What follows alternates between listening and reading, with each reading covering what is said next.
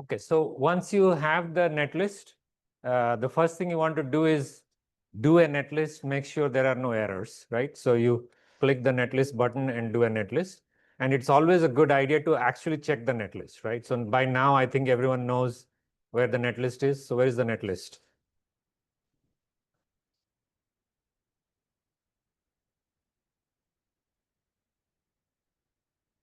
So cd.xschem, cd simulations, right?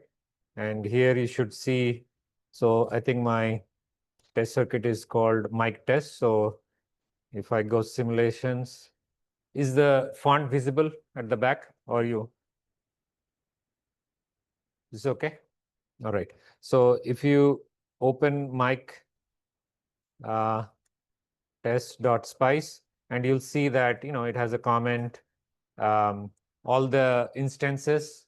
And if you press the Q of the instances, you'll see all these values those are the values which are exported as a netlist for this circuit, right? So just check this and, like for example, you saw like somebody had an error in the circuit and I was not able to find it right away from the schematic. The best way is actually go into the netlist and sometimes the netlist, it will be clear. Like like in your case, I looked at the capacitor and I saw both the nodes were same, which was, hard for me to figure out from the schematic sometimes. So sometimes the schematic helps you, sometimes the netlist helps you. So just make sure just kind of a habit to do that. So you have the netlist. Now you need all the simulation statements. So for Xschem, Stefan, the creator of it, the way he does it, he has a symbol which you've already done, which is if you go to the devices library, the commands. Yeah. So you see two of them, simulator commands and simulator command shown. Okay.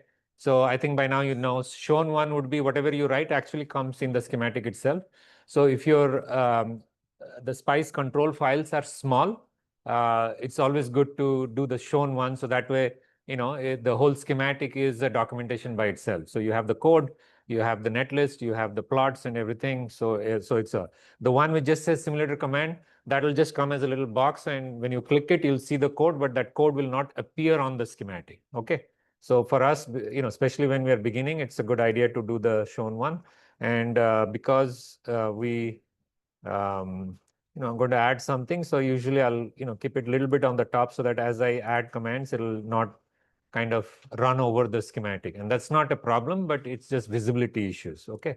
So then you hit Q and then between this value, in the value, so you can by now see, I think the way Xschem exports the netlist is you take an element, if there is a value and you have something really long or one full page, you just put it inside the code. And as long as it is a valid ngSpice syntax, then it will work fine. Okay. So in this case, we're going to write the entire sort of the command history over here. So the first thing I'm going to do is do dot, and I like doing this in capital because it kind of separates the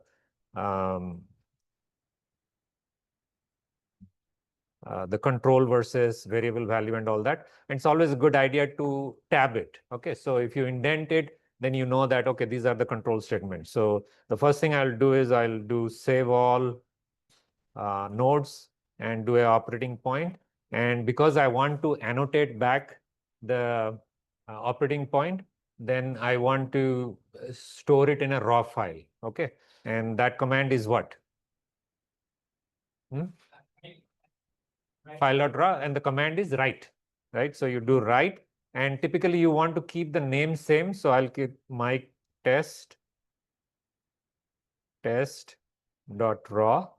Okay, and then I hit OK, and make sure you always save it. It is not necessary, but it's that way. If you crash or do anything, that will help you.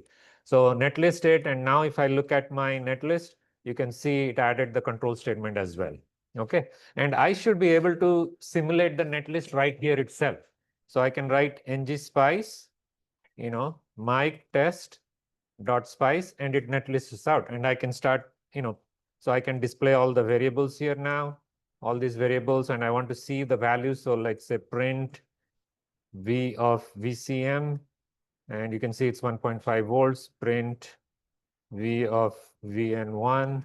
I can do that. And since I'm doing only operating points, obviously I can't annotate anything back. Okay. So it's a good way to quickly check too. And sometimes if you're having simulation issues, the best way is you come back here, do a netlist, look at the netlist and run it. And that way you'll be able to debug it faster. Because what I can do is I can actually go back. You don't have to quit, but I can, so let's say I found an error and I want to quickly test it. I can do mic test.spice and say, oh yeah, I messed up.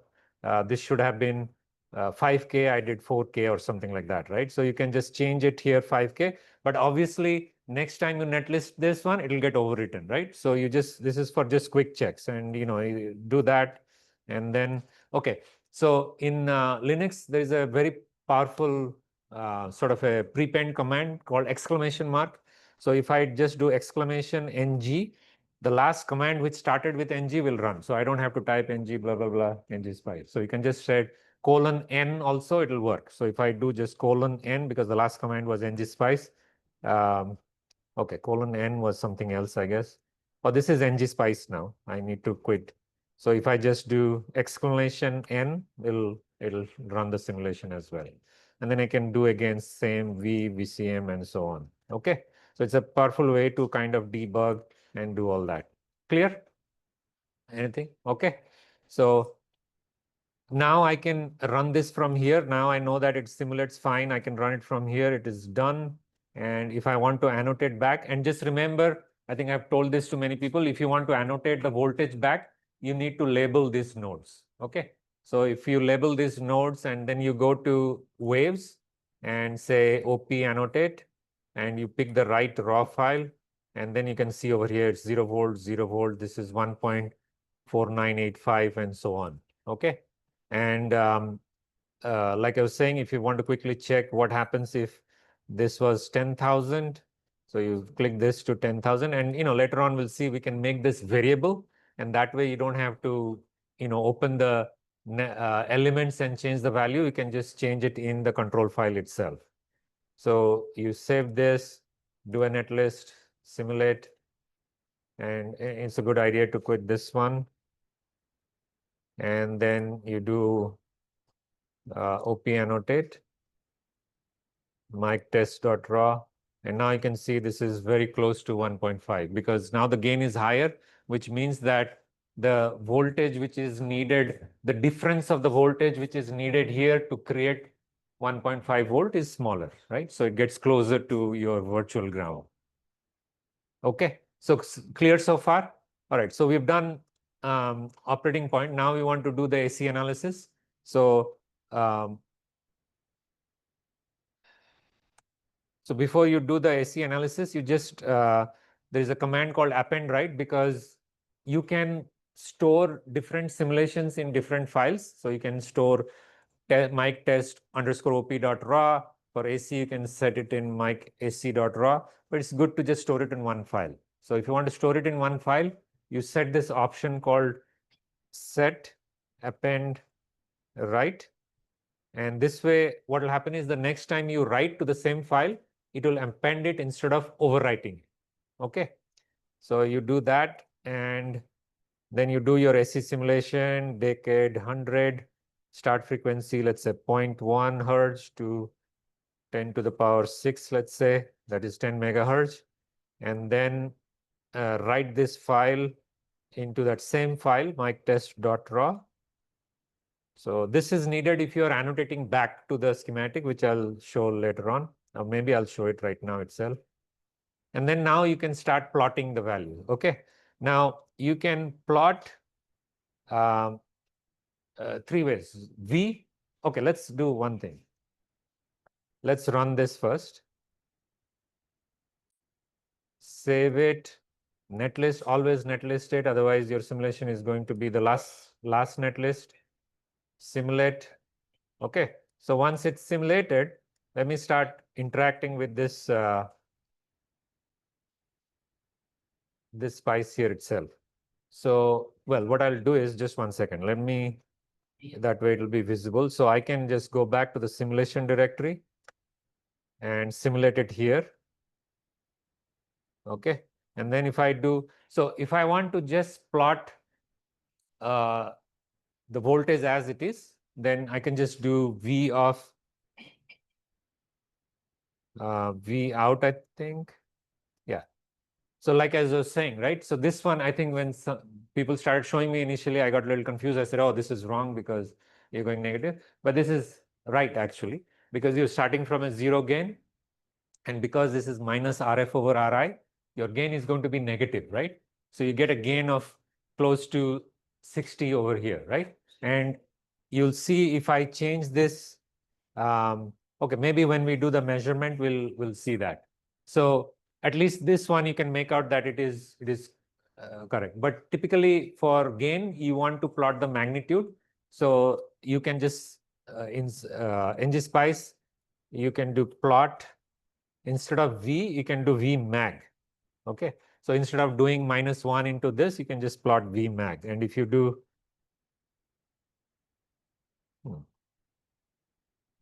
that's strange.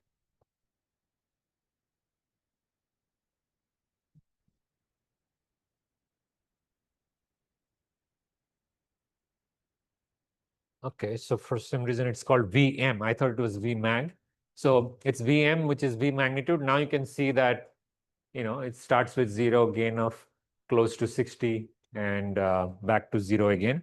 And if you want to do it in dB, you do plot V dB, V out. Okay, and you get it in dB. All right. And, I saw sometimes people were getting a wrong output. Then, this is a good way to debug too. So for example, if you're trying to debug the circuit and you saw your frequency response is not right, then you can start, probing each node. So for example, if I plot this VN1, what do you think should the frequency response look like? If I take the magnitude of that, or the VDB, what should it look like?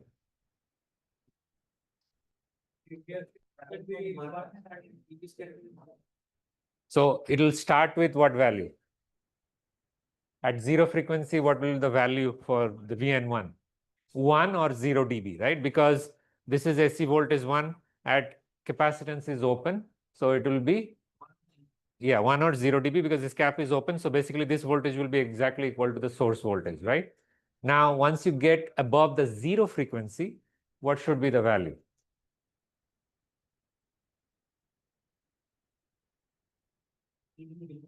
So that's why understanding the circuit is very important, because when you get a wrong answer, you should be able to track it very methodically. Okay. So once it is above 0 frequency, which you have calculated, should be around 6.6 6.6 hertz, around 10 hertz. What should this value be? Decreasing from 1 to, right? Why should it decreasing? What value should it be decreasing to?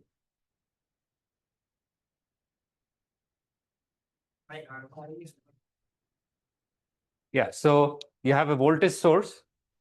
That's your input, right? AC 1 volt, 380 ohms, correct?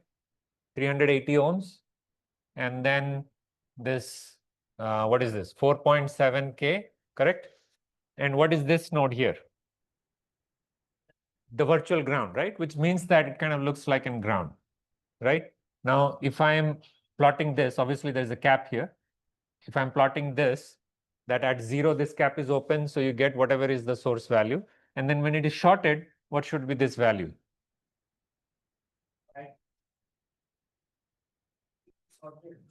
But is this 380? This is 4.7. It'll be very close to this. It's a resistor divider, right? You have a big resistor, you have a small resistor. That means this value would be very close to this one, right? Okay, so that's how. So you can quickly plot. So let's plot. Yeah. So let's plot the VDB of VN1. So you can see it starts with 0 dB, and at the pole frequency, it drops. I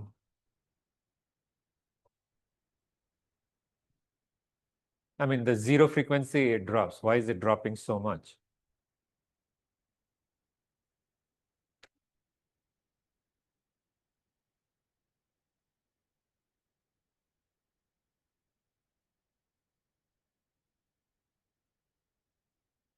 Oh, sorry, it's milli dB. It's milli dB. So which means that it kind of drops to, so here actually measuring the Vmag makes more sense. So if I do plot Vm, okay, so you can see it starts from 1, AC1, and it's 0.92. Okay, 0.92 because the resistor divider 380 by 4.7 is 380 divided by 5K times this thing, which is about 4.9. Sorry, 4.7 by 5, which is close to 0.9. Got it? Okay, so this is a way you kind of troubleshoot to debug it. Okay. All right, so once we know that the frequency response is kind of looking fine, then we start writing the measure statements. Okay, so the measure statement I'm going to start, we did one yesterday, so I'll probably just use.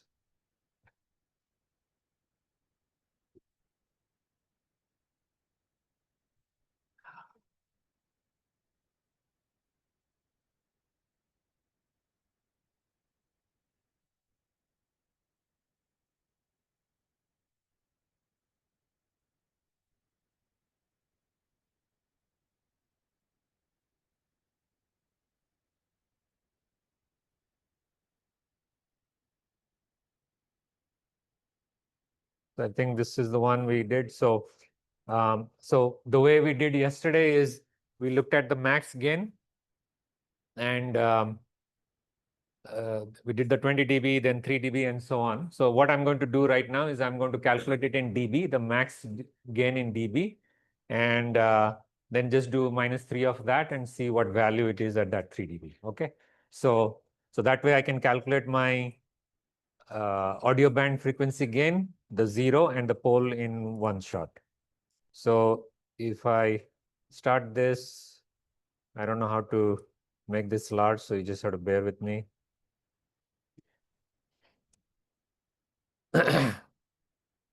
So we're going to do measure.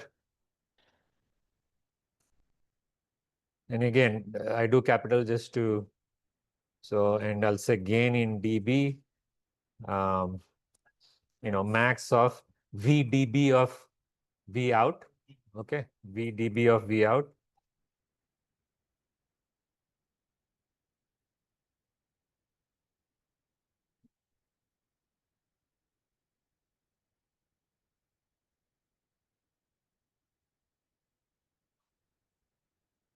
From 0.1, I'm simulating from 0.1. So, okay, so from 0.1 to 10 is 6. Okay, so that will give me the gain in dB, which is also my audio band gain, because the audio band gain is basically close to that. Okay, and then I say let V3 dB, VM3 dB minus 3 dB. I mean, this is just a name, but it's good to have the name which is close to this thing. So that will be gain dB minus 3. I'll write it 3.0 so that it's a lot of times clear that way.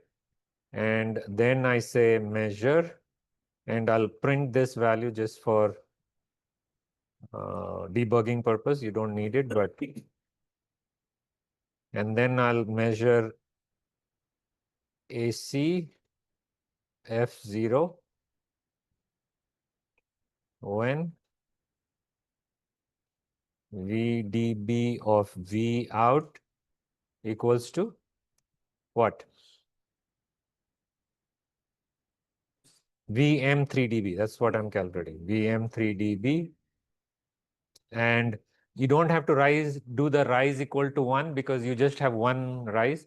If you had a frequency plot where you had multiple rises and falls, then you would do that. But here, just for sake of clarity, we'll write it rise equals to 1. And that's it. I think this should be good for.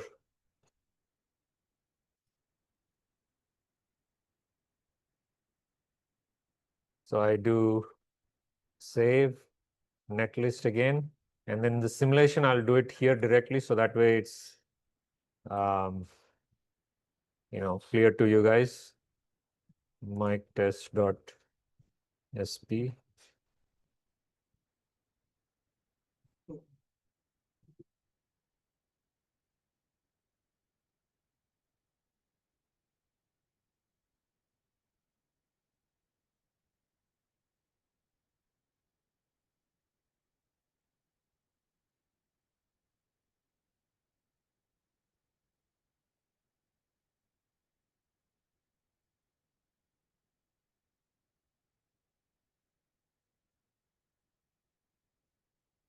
Okay, so you can see gain is 35 because it's in dB. So, we said it was close to 35.5 because I have a gain of the open loop gain of 10,000. So I'll reduce that and show you how this changes.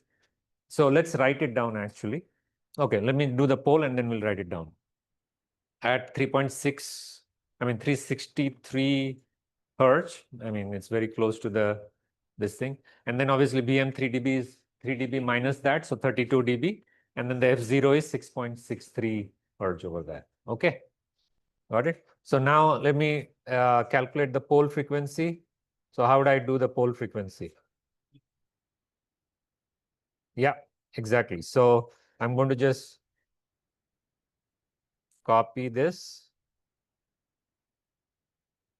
I'll paste this one.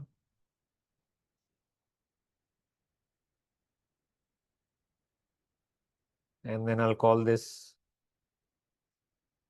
F pole and fall equals to 1. Okay.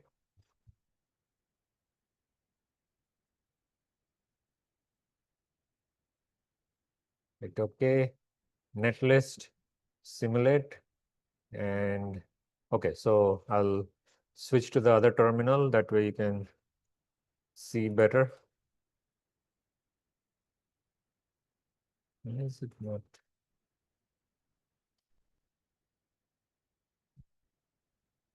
Okay, so 35 dB audio band gain, minus 3 dB is 32. 0 is at 6.6 kilohertz.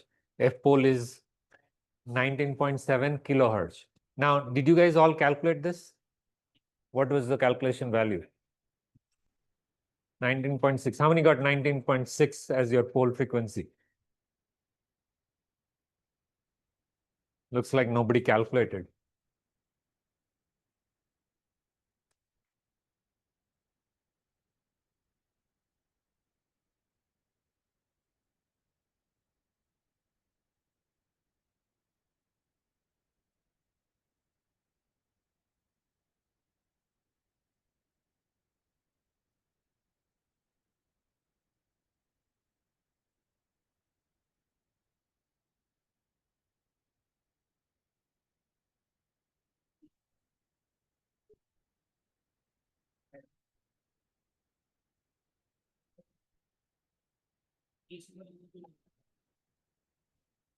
Okay, so the op-amp model I have is a simple model, just voltage control voltage source with a gain of 10,000. When I do that, then I get the gain to be 35.3, which is very close to what we are expecting.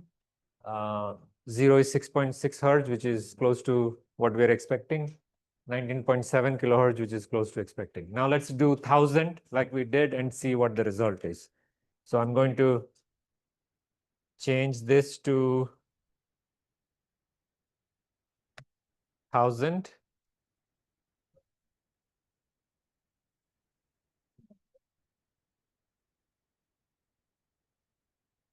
Netlist it out and simulate. So you can't see this, but I'll write it for you guys. So gain is 34.9. And this is 6.3 and 20 kilohertz.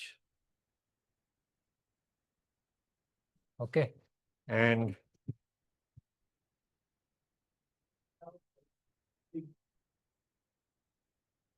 let's say I drop it down even more. Let's say I do 100.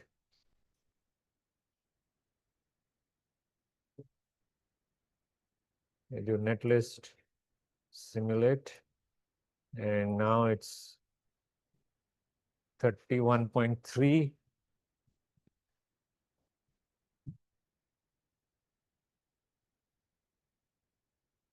4.2 hertz and 31 kilohertz. Okay, so you can see that as you are changing your gain of that amplifier, as you go higher and higher is what you get as you're expecting. As you go lower and lower, then they're off. And that's because that virtual node is now has a is a function of frequency now. So that gets embedded into the whole frequency response. So if you see the frequency response, you'll see that there might be a, let me just see.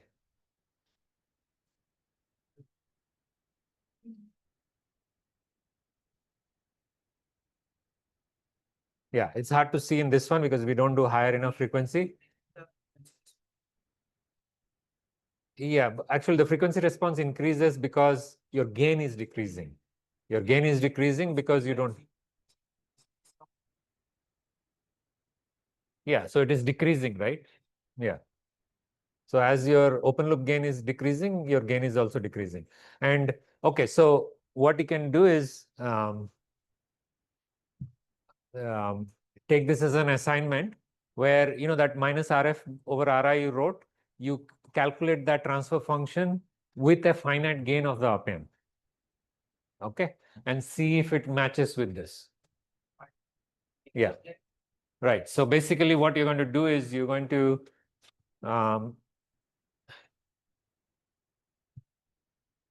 and you don't have to do frequency response now, that'll get a little complicated, but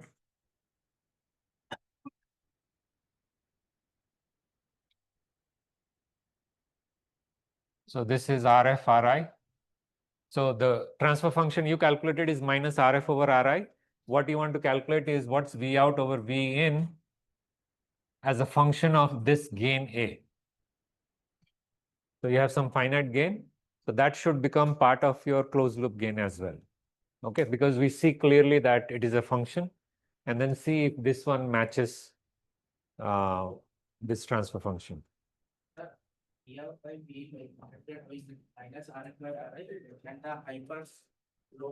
Forget the high pass, low pass now.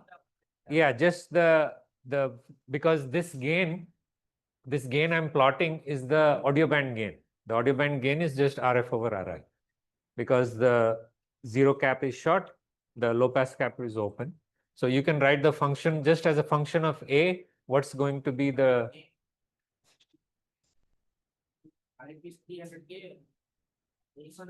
no, you write the V out over V in as a function of RF, RI, and A, right?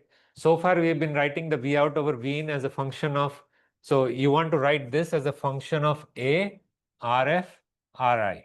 So far, you've been writing as a function of RF and RI because you've been taking this as infinite, okay? So you want to write it as a function of A also, right? Because when you do V out, this node is going to be V out divided by A plus this voltage or minus this voltage, right? So you put that in the equation and expand it and see if it matches this one or not. You got it? Okay. So this is very critical in analog design because, you know, you can't get infinite gain op amp obviously, but the higher gain you want, it will always cost you in money and, you know, design time and so on.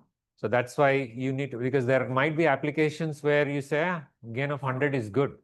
And when we start doing the design next week, you'll see like, you know, how we are going to progress. So just a simple differential amplifier, how much gain you're going to get. Then you do cascode, then you do folded cascode as you go up. Then you do two-stage. Two-stage we'll probably not get to, but we'll do at least till folded cascode. Okay. So it's critical to know what are your effects for a finite gain of the op amp itself. Because you have, so far you have assumed that the gain is always infinite, but in reality it never is, right? And when you're doing IC design specifically, because you design each op amp specifically for that application, you have the freedom to design it for any gain bandwidth, any gain. So you want to do it, you know, very cost effectively. Okay. Keeping the R constant and writing the R function of RI. You do the inverse of R 1 by X. No, I didn't follow. What did you say? 1 by R. Bring out VI is minus of RM. So we are taking one time RF constant and one time RI constant for the function of. No, you're not taking RF constant. So, you know, this simple one, how do you calculate? Like in the morning, we were saying, right? You take the current is equal to V in, and let's say this was ground, right? So V in over Ri times R out plus, so let's call this node VCM plus VCM, right? So V in over Ri into RF plus VCM. Now the AC transfer function, this VCM is equal to 0 because that's not changing. So then you get RF over Ri, right?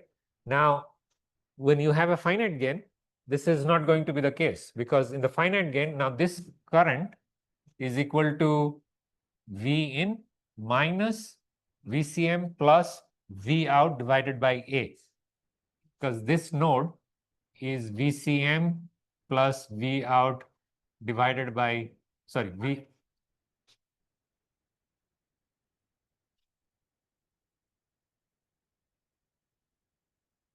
basically VP minus VM node times A is equal to V out, right? V out, which means that this V minus node is equal to VM equals to V out minus VM minus VP, correct? So, and or VM is equal to minus this plus VP. You need to substitute that equation right here and then write that current equation. Okay, write it. This is a good exercise for you to do it, and it will give you a clear idea, and you'll see you'll be able to track this number exactly. Actually, if you write the equation, and this value actually will be tracked exactly because there is no other element which creates that change in the gain versus the open loop gain. Okay, clear? Okay, so that's, oh, the other thing I want to do is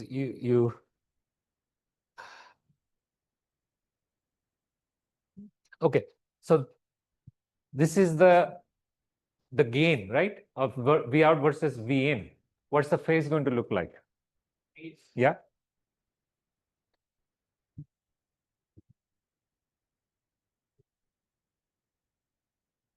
In degrees, how is the phase going to look like?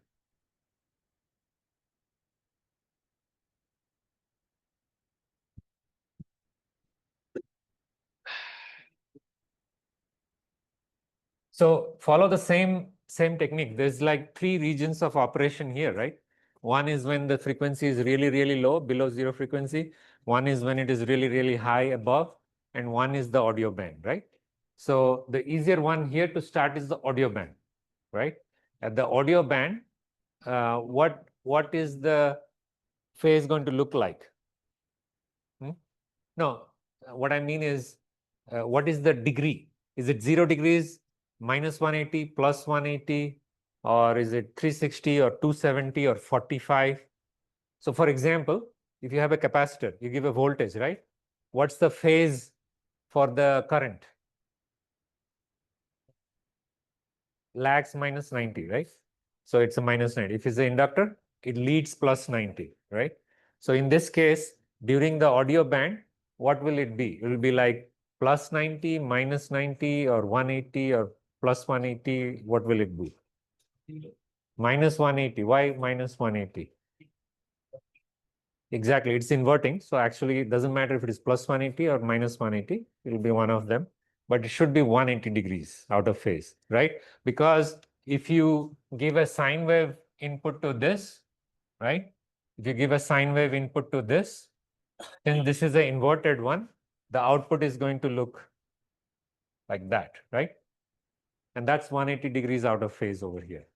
So then you know that this phase is going to be, so let's call this, minus 180. Minus 180. So during the audio band, it should be minus 180, or it could be plus 180 too, right? Then what happens when you go lower frequency, and what happens when you go higher frequency?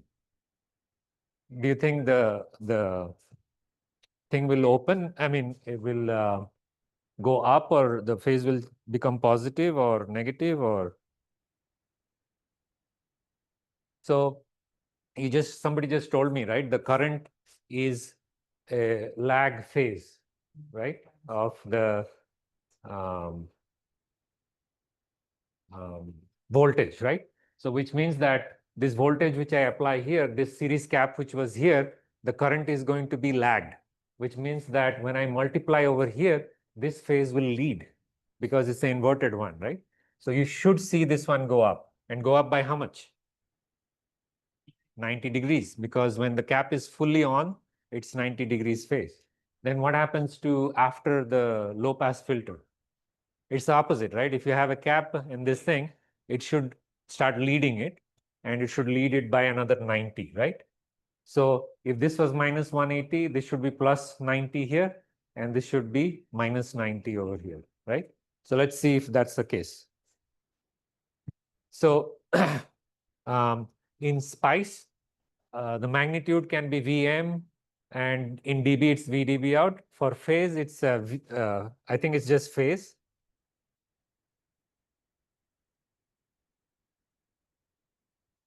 Yeah, so I overlaid. So this is just to give you a, okay, let me do one thing.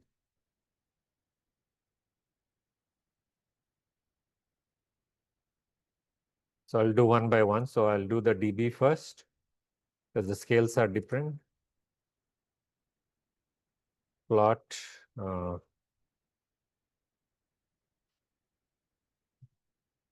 Okay, so that's the phase.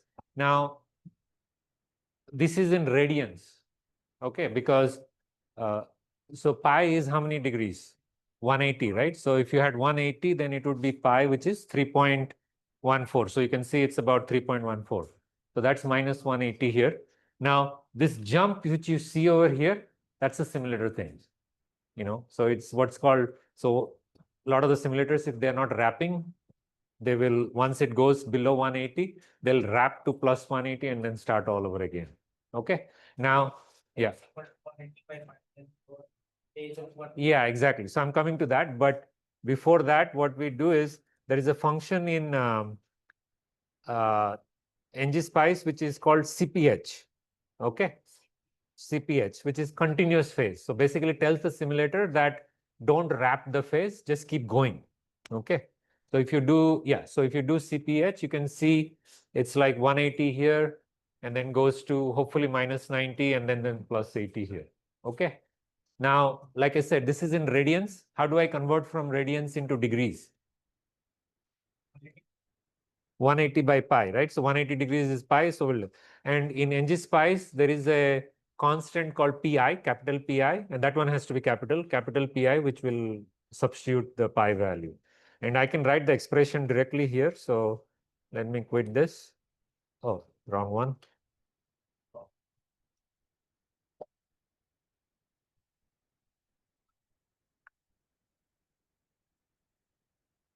So I'll plot the VdB again, just for reference.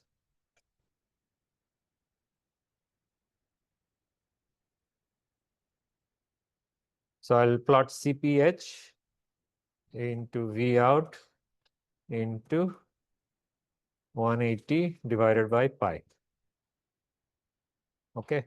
So if I just put sort of bottom to top, roughly, so like we said, it is 180, and then this is about plus 90 because this comes to about 90, and then it goes down to another 90, which will be 270. Okay. So everyone clear? So I think this gives you the sort of at least the basic characterization of the whole thing. So we did an operating point, annotated the voltage, did a SC simulation, rotate, and then we found out the pole zero frequency as a function of the op-amp gain, and then we did the dB and phase plot for this. Okay. So now a quick exercise for you guys. Measure the phase at the zero frequency, high frequency, audio band. Okay. And keep it, the 0 and infinity, obviously you keep that as whatever frequency you're ranging, but the mid-band frequency, keep it as a function of that max value. Okay. Calculate that degrees, the phase in degrees, and plot it.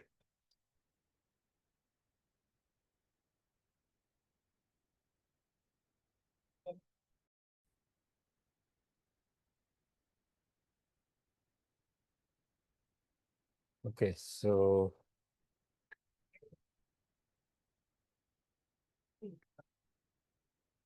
what you can do is you first because there's no 180 degrees, maybe there is, I actually don't know. So if you find and use the continuous phase function, so that way, because we are 180 and you won't get wrapped and start getting weird results, use the continuous function, convert it into degrees, and then use this function. I don't think we have used this yet. So here, so basically see, you found a frequency, zero frequency, pole frequency already, right? So at that frequency, you want to find a phase, right? So use the measure at function, find at function. So that's what this function is, measure AC, and give the result name you want, whatever name you want, give something which you can recognize it. So here I've given phase 0, find phase degree, which is the degree in phase at F0. Okay, got it? So if I run this, okay, I just ran this. So you can see, I mean, it's all right. Let me just run it on the other terminal.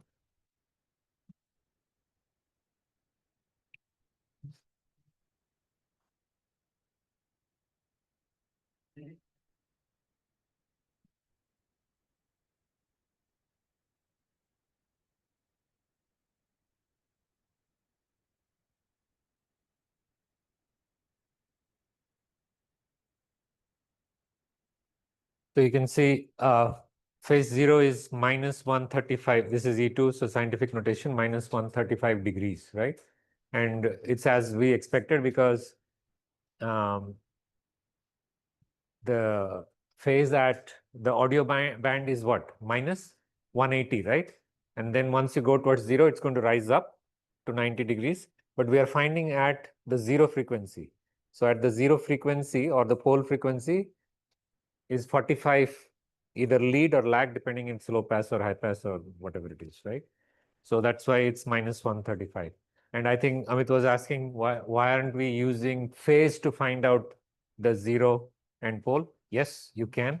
And that's the exercise for you guys, that find the 0 and pole using the phase. So first find phase 0 using this function.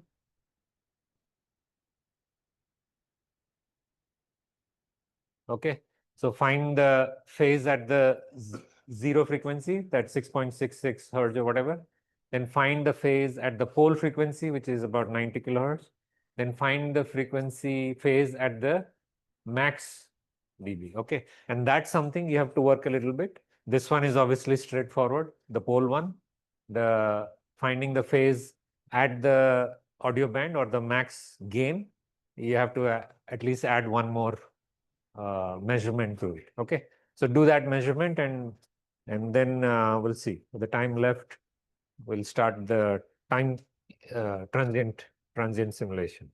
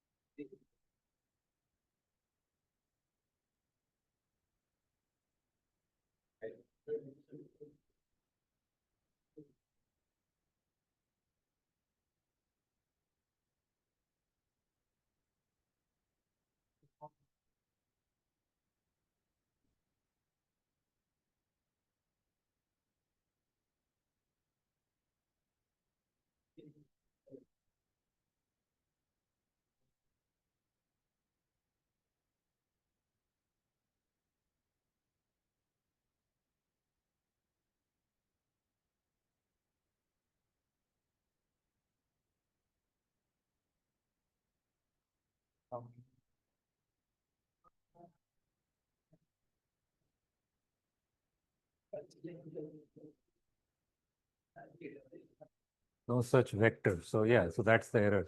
So where is your?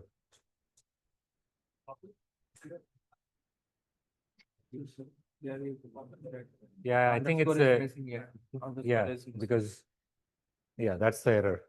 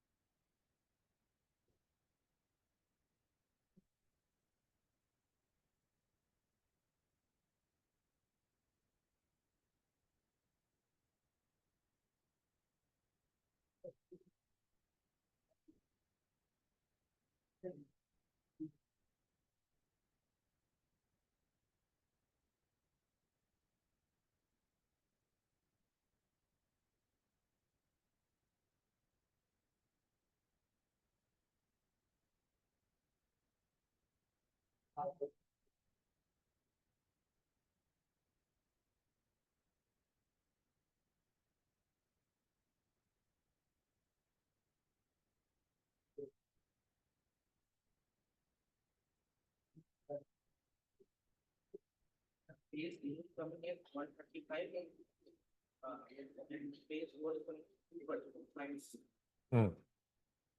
Yeah, minus 180 minus 180 plus 45.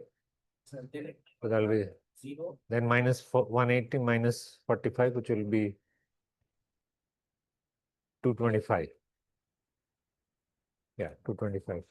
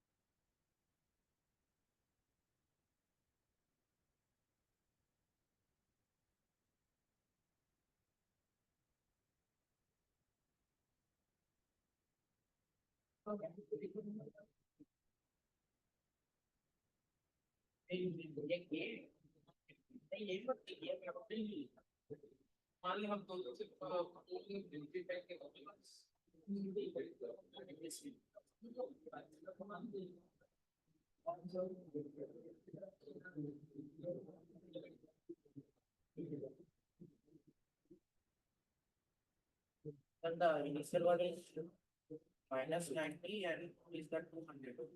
Sorry, 269. 269. Yes. Phase or frequency? Phase. No, it should be minus 180 plus 45. That's minus 130 minus. Sir, F4 is coming. Phase is coming minus 135. Yeah, and then Phase 4 is coming 20. Minus 220. or 224. Okay. Yeah, that's fine.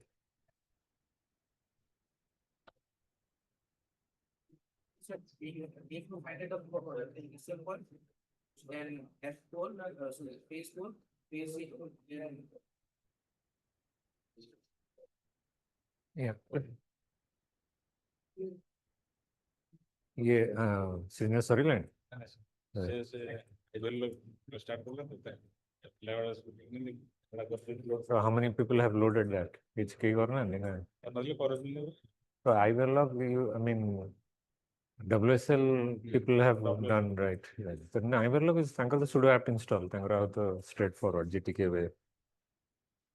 So then I am getting minus 179. Yeah. Initial 130 minus 125 and 225. Yeah, I think that's fine. So that 0 will be minus 180 plus 45 and pole would be that. You can find the max min, but actually that's a better measurement to do at the pole.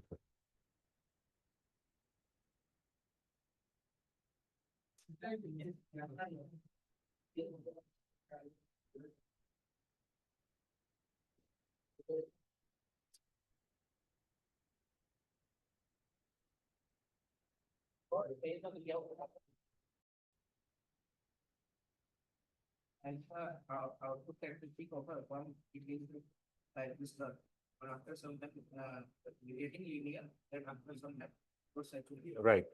So yeah, if you have given a sine wave and the limit is within the supply voltage, you'll get a sine wave.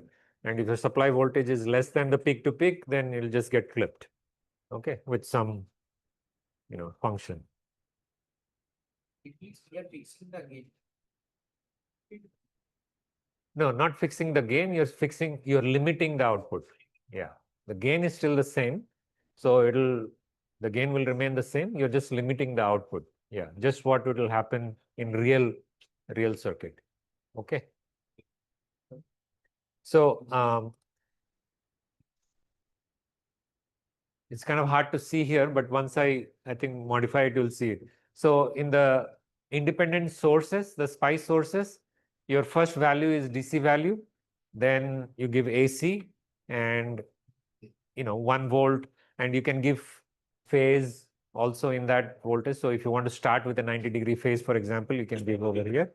And then for transient, you'll have a PWL, piecewise linear, or a sine wave, or a pulse, right? Typically, these are the 3 most used transient waves, and you can embed that right in that circuit itself. Okay. So if you write sine, and there is a syntax for this sine. I think the first one is SIN, and then the value. Let me check the manual. No, this one is case insensitive. Yeah, I should write it in capital just for clarity's sake, but this one should be.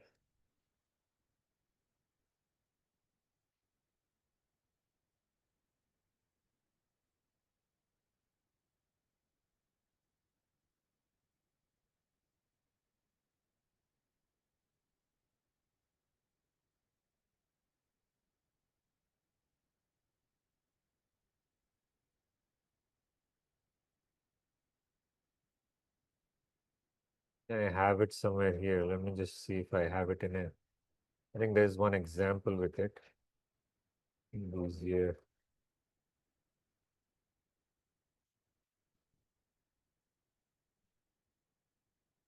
Yeah, so there's an example here.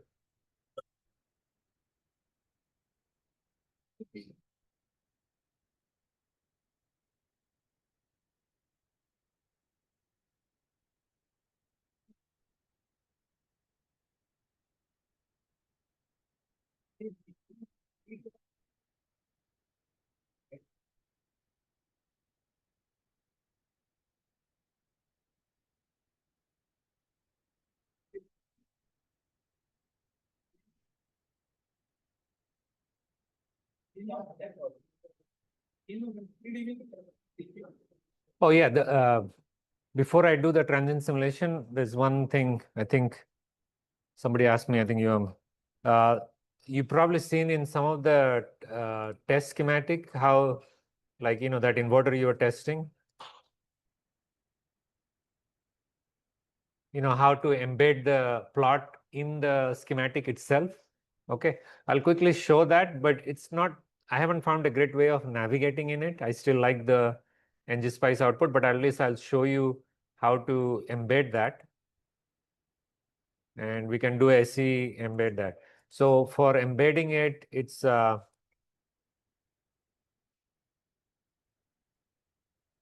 you go to simulations, graph, Okay. And from the graph, you say add waveform graph, right? And then obviously this is a blank graph. It doesn't know if it is AC, TRAN, or anything like that. So you double click on this, and on here you can say which type of simulation you want to update this. So I'll say TRAN, and then tell which raw file you want to use. In this case, I'll say mictest.raw, and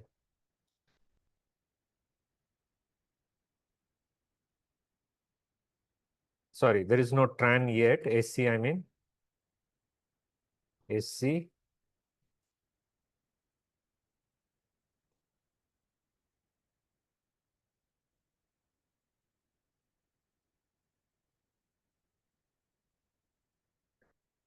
Seven.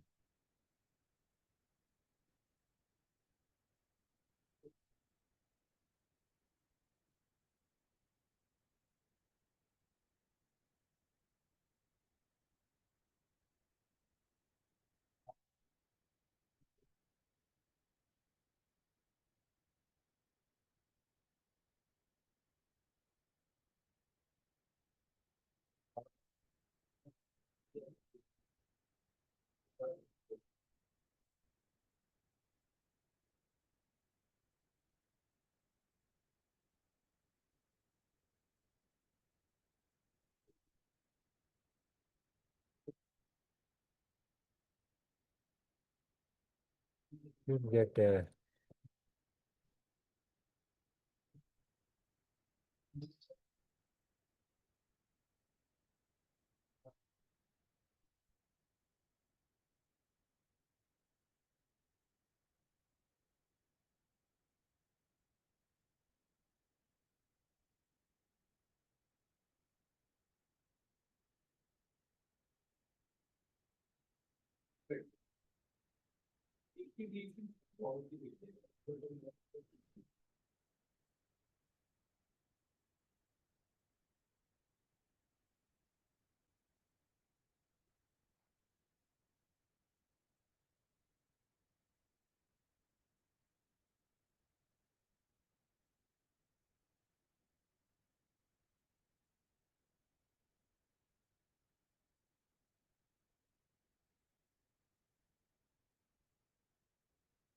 I don't know why.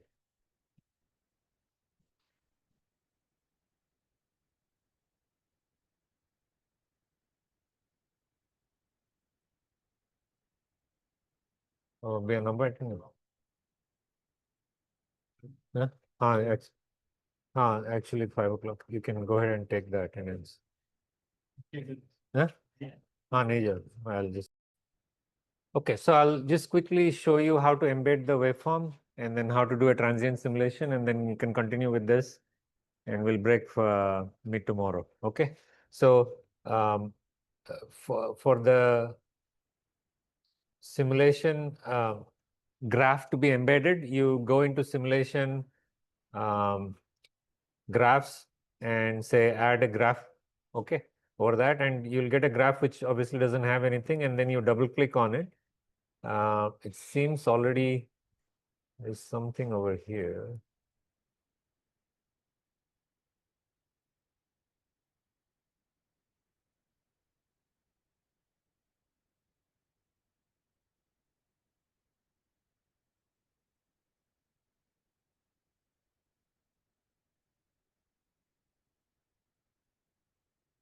I don't know why it vanishes. Yeah.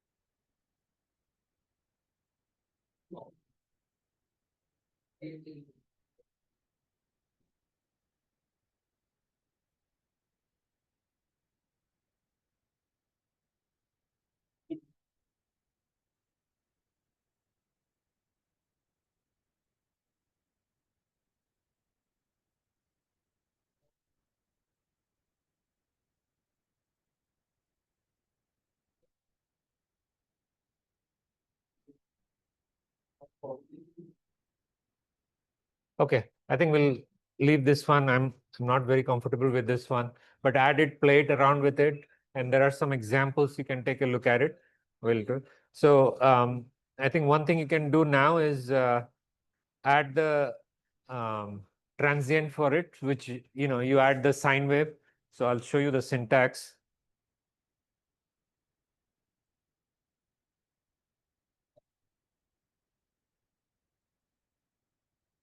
Okay, so the syntax is, your DC value, then you give AC1, we didn't give any phase or anything, and then the sine tells you that it's a sine wave. And the first value of the sine is the DC value of the sine wave, although you have given over here. And then this one tells you what's the amplitude. Okay, that's 1 millivolt over here. The frequency, 1 kilohertz. And then these are all phase. Other stuff, we just keep it 0 for now. Okay. So if you give this, then you should get a 1 millivolt peak signal, 1 kilohertz out of the source. And so the output should be 65 millivolts when you simulate it. And then in your control statement, add a tran, right? So you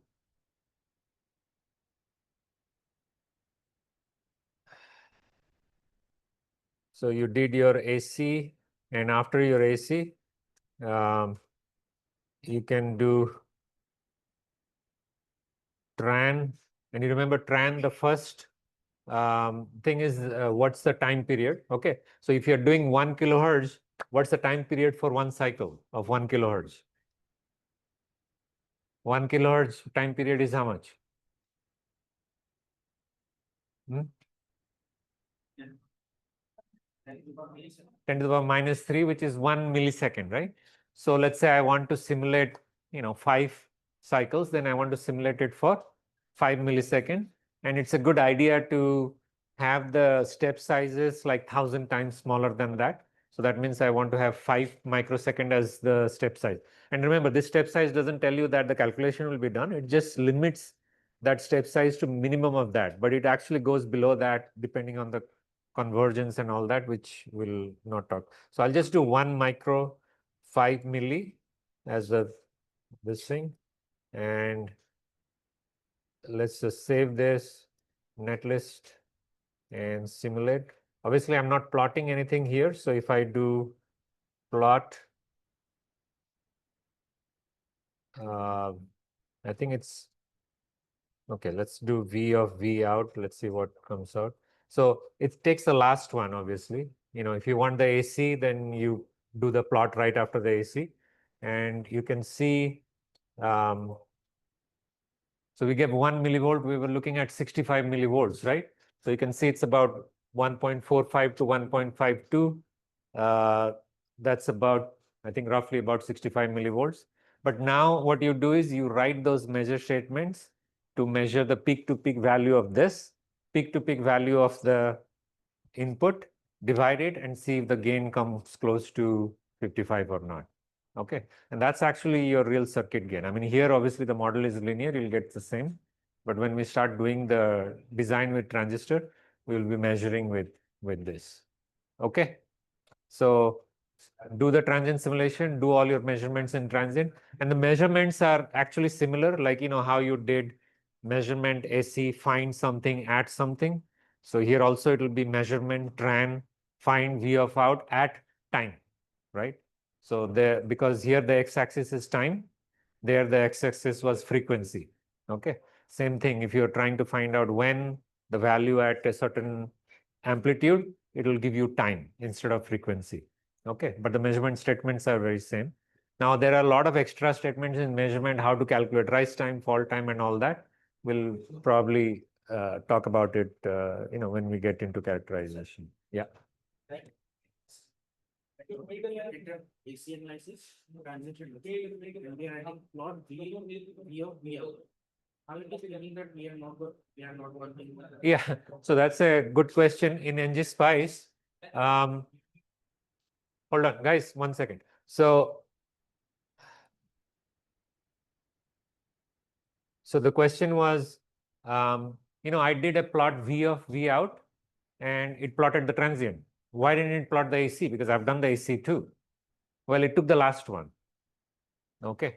So if you want to do all your measurements of your AC, plot AC, finish after the AC simulation before you do the transient.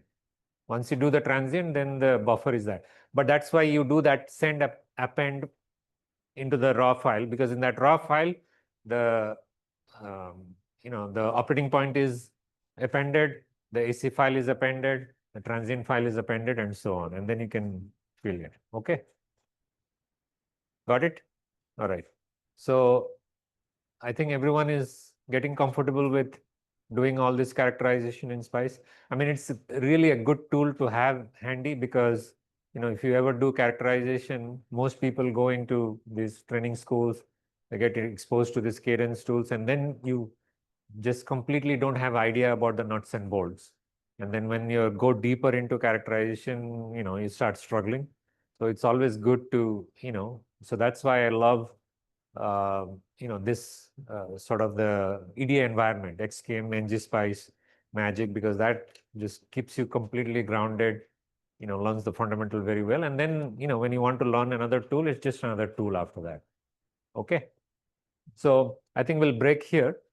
And so try to finish the transient part, do all the measurement. When we come tomorrow, maybe we'll just wrap it up. And then tomorrow we might start the MOS theory a little bit. And then Friday, what I'm going to do is I'm going to take this and make you do the complete single pole model for the op-amp with the limiting to VDD, add the noise of the whole power supply, do all the simulation characterization, and then document it in GitHub, right? So that way your whole week you'll have a, kind of like capture the entire week, and then next week we'll start the transistor design.